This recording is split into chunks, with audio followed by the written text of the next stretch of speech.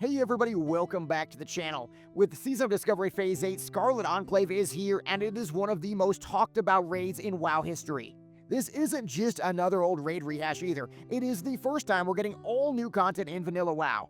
If you want to be on the front lines, you don't want to be benched, or maybe your guild is really struggling, this is the video to help you. I'm going to walk you through everything you need to know to dominate this raid, from the entrance details, the quest chains you can't afford to miss, and exactly how to kill every single boss. Let's get right into it. So Scarlet Enclave, a completely brand new raid with 8 new bosses. This is a 20 to 40 player raid, but I highly recommend bringing 40 players, and there really is no downside for killing these bosses much more easily. There is absolutely no attunement for this raid, but there is a quest you'll have to do if you want to maximize your chance of getting tier tokens. The Scarlet Activities quest in Light's Hope Chapel begins everything, and you do have to be max attuned for that quest. Once you do some very easy things like going and scouting Tyr's hand, you're going to come back and you're eventually going to get the ability to make the Scarlet Disguises. The Scarlet Disguises are crafted from the recipes you get from farming the mobs in New Avalon.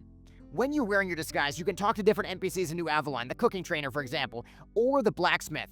The blacksmith is the key because every single week he offers you a quest to get a chance at a tier token. All you have to do is deliver him a crafted disguise piece, and then he'll give you a fragment, but it could be all the way up to an entire completed tier token. This quest is the key to your gearing, so don't neglect it. It is your passport to raid success and eventually full bis with your gearing. Speaking of loot, this raid has some of the most exciting loot in Classic history. The Tier 3.5 sets, or Tier 4 sets technically, are incredibly unique, and they're earned by collecting tier tokens from the different bosses. On top of that, we've got the legendary quest items, the Corrupted Ashbringer. Can we finally cleanse this Ashbringer? It's not looking good so far, but still, an epic questline that every Paladin, Warrior, and Hunter has to do. As for how you actually start this quest, it's going to be on the second boss, Beatrix. She drops the Ruined Lightforged Blade, which is exactly what you need. One note on Sanctified Armor pieces. You don't need any Sanctified gear inside of the Scarlet Enclave. However, the gear is sanctified because whenever you go back to Naxxramas, it'll allow you to really blast and do high damage. Otherwise, you'd be constantly switching back to old gear sets. Don't forget as well, our loot table below the video is going to really help you to fine-tune all your priorities. Now let's talk about bosses. And while the full details are still being refined, here's exactly what we know about the encounters in Scarlet Enclave. So our very first boss is going to be Balnazzar. And the way we engage Balnazzar is to pretend it's sort of like an Onyxia fight. You want to have Balnazzar as far away from where he's going to transition so you can maximize your damage. In Phase 1, we were damaging Balnazzar as much as we possibly could, and also keeping an eye out for Carrion Swarm. If you get Carrion Swarm, you want to move about 2 yards away from your group so you're not spreading it to everybody else. When the phase transition happens, you're going to want to spread your range, your healers, into the different 4 light circles. Your melee, at least the ones that don't cast spells, can just sit in the middle the entire time and blast. Your idea should be to burn the ads as quickly as you possibly can, mark them, and destroy them really fast. Also, another note on the light circle. Whenever you're in that light circle, make sure you're around the edges of it, because you're going to be getting that Carrion Swarm, and you don't want to be spreading it to your team. As you're progressing Phase 2, my friend Arcos from Fake Fresh, he would say don't cook the lights, which means don't allow the spawning mobs to enter the lights. Then in Phase 3, make sure you keep an Infernal near the range that acts as a light source, and definitely recommend barriers as well from the priests that seem to help a lot, and just DPS as quickly as you can.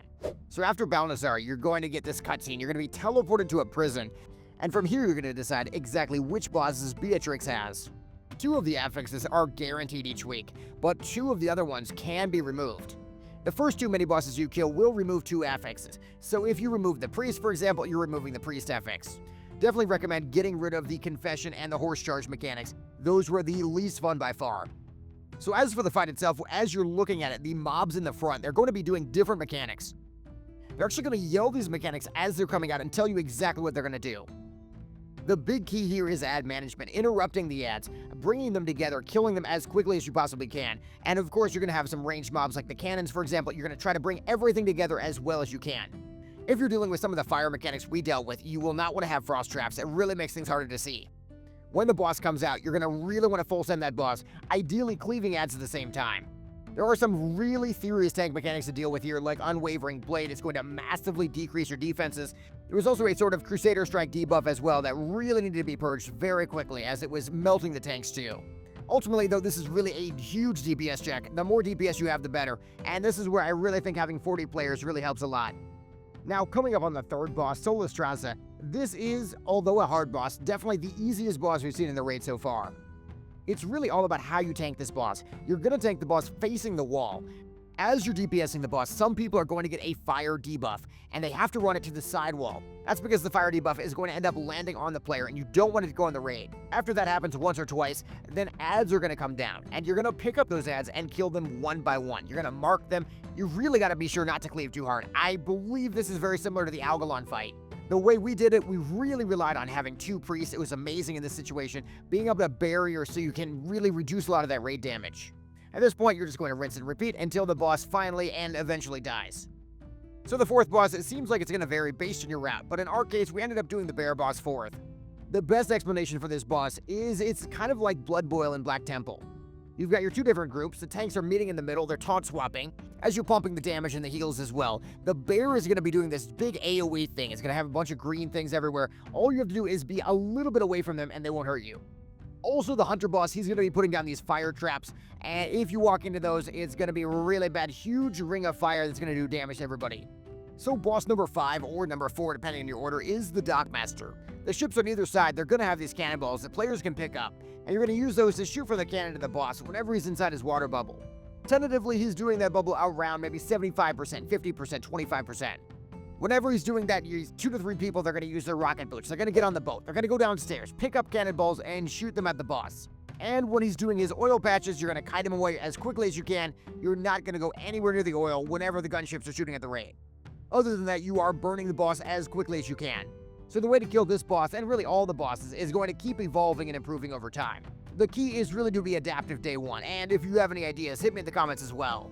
So from here we have the final 2 bosses, the Undying Council and Calderon himself.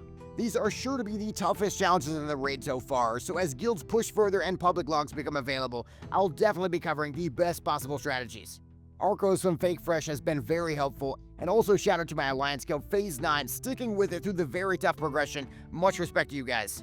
If you uncover a crazy strong strat that isn't mentioned in the video, definitely hit me in the comments. It could really help a lot of people.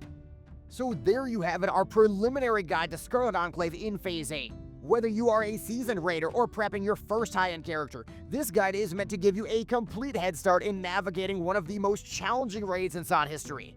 Information is of course still coming in, so if you discover any new strategies, mechanics, please share them in the comments.